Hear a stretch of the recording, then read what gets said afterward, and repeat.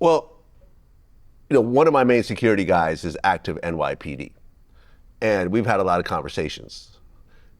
And for example, he told me that NYPD is the biggest police force in the world. It's absolutely massive. And certain people have compared police forces in general, but NYPD in particular, as essentially the biggest gang in America. Like when you look at, for example, the way police forces work, they hate snitches too. The whole blue wall of silence. You're not supposed to tell on your fellow officers, even if you know the officer is doing illegal things. So coming from one gang and then joining NYPD, would you say there's similarities to NYPD being a gang as well? I would say so. I have to agree on that. The structure, the ranking system, and the way some of these NYPD bosses, the way they carry themselves, they think they're the Don, So, in a way, I don't want to badmouth the NYPD, but there's certain things that need to be fixed.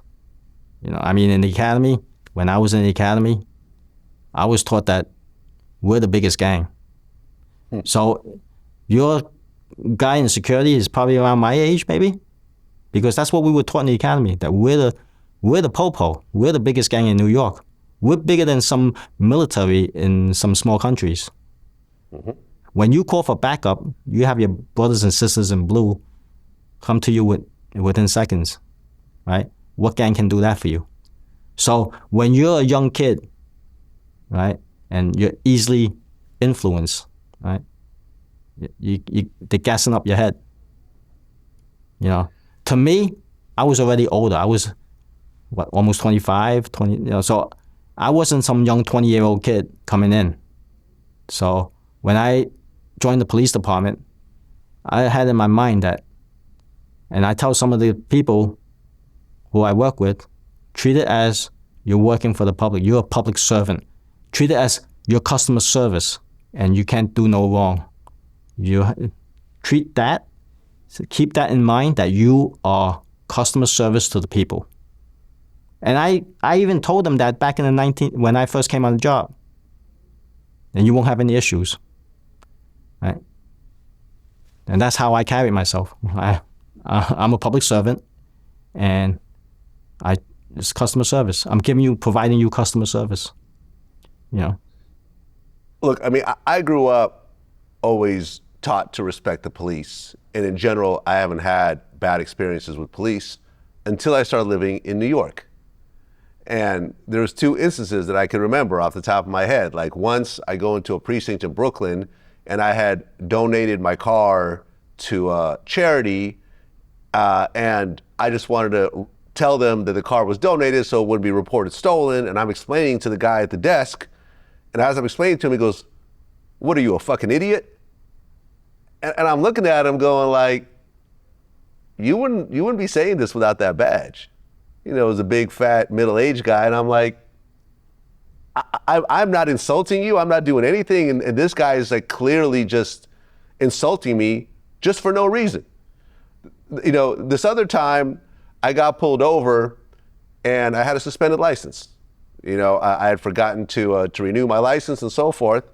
They pull me over. They're checking everything. I'm quietly sitting there. At one point, they said, "Sir, can you please step out of the car?" I said, "No problem." As soon as I get out of the car, they both grab me and slam me against my car.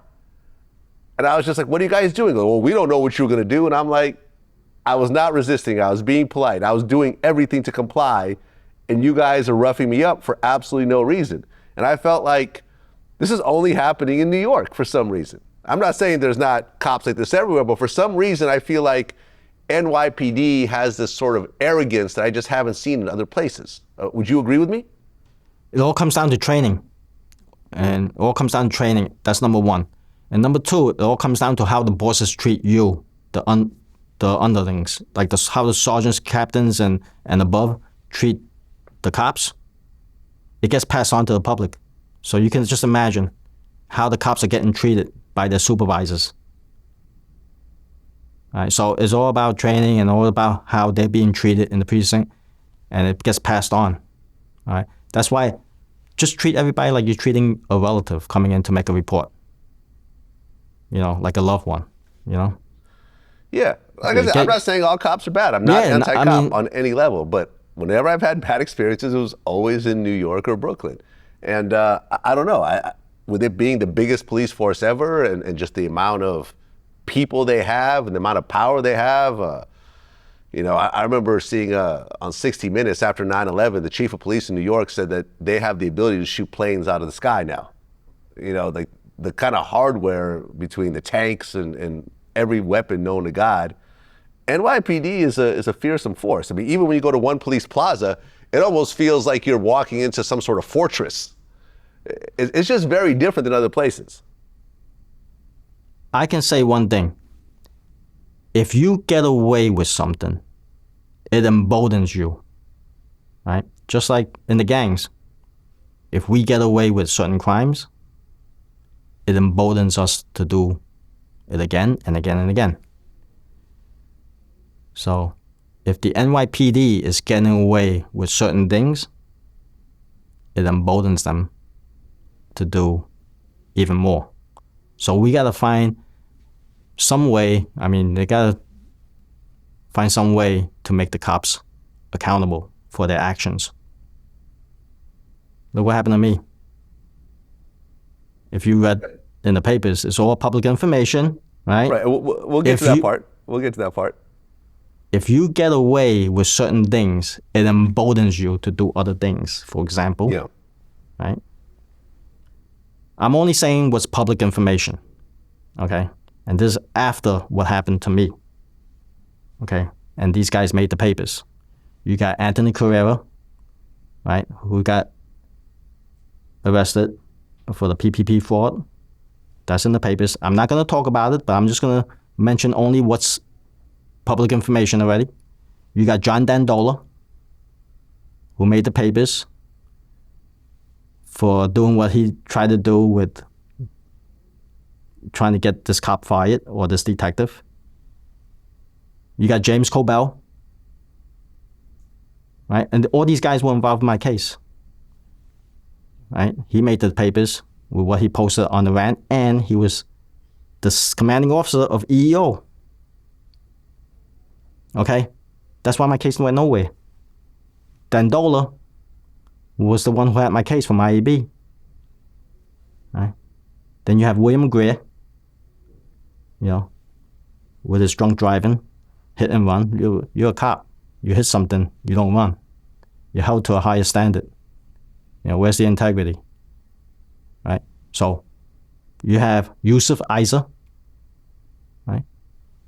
With him stealing overtime and $15,000 that he tried to scam from the Easy Pass or whatever it is in the newspaper that they wrote about. This all have happened after the fact, what they did to me.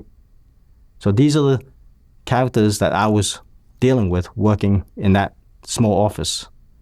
And I'm not saying the cops are bad, because 99.5%, 99.9%, I would say, are good people. But then when you have good people get away with certain things, it emboldens them. And then you got my commanding officer, Gary Caporal, right? Arrested for drunk driving, right? But that was before my case. And he became a commanding officer, my commanding officer, even after that incident.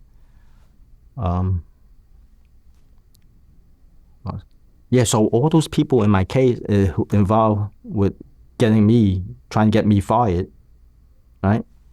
That's what happened.